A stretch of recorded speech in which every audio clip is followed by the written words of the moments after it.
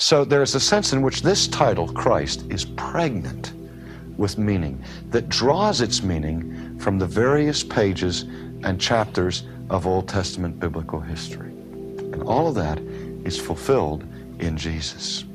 All right. So the church confesses its faith that Jesus is the Anointed One, the one promised beforehand to Israel, the Messiah of the people of God. And in Jesus Christ, His only Son. Here, the Creed calls attention to the uniqueness of Christ. Jesus is called the only begotten of the Father in the Bible.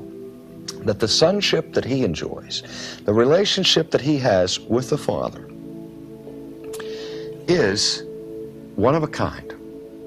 In fact, I'm searching in the English language for a word that will capture the concept that we find in the scriptures of the New Testament. We use the term unique, or we use the term only, but they don't really cover the waterfront adequately. The Germans have a word for it, Einmaligkeit, once for allness. Now Jesus, as what the Bible calls the monogenes, the only begotten Son of the Father, is what we call sui generis. That is, in a class by Himself.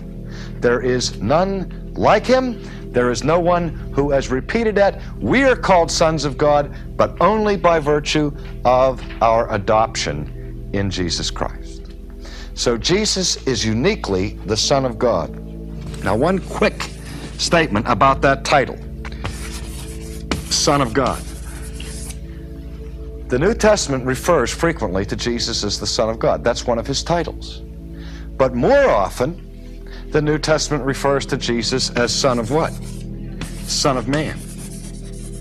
I forget the exact number, 82 or 83 times. In the New Testament, Jesus is called the Son of Man. And all but 2 or 3 of those, who calls Jesus the Son of Man? Jesus does. And so even though Son of Man ranks 3rd in terms of frequency, way behind Numbers 1 and 2. Number 1 is Christ. Number 2 is Lord. Number 3 is Son of Man. Son of Man is way below in terms of numerical frequency. It's number 1 in terms of Jesus' self-designation. This is Jesus' favorite title for Himself, Son of Man. So, since the church confesses both the humanity of Jesus and the deity of Jesus, and we have 2 titles, Son of God, Son of Man, it would be natural to assume that the title Son of Man has primary reference to what? Humanity. And Son of God, primary reference to His deity. Unfortunately, it doesn't work that way. Okay?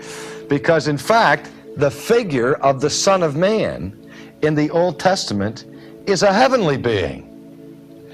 And the Son of Man does not refer to Jesus' deity exclusively. There is an element in the title Son of Man that calls attention to His humanity. But predominantly, the emphasis in the title Son of Man is on His heavenly nature. So there's a sense in which they are almost reversed, but not quite. We would be equally in error if we said they're just the opposite.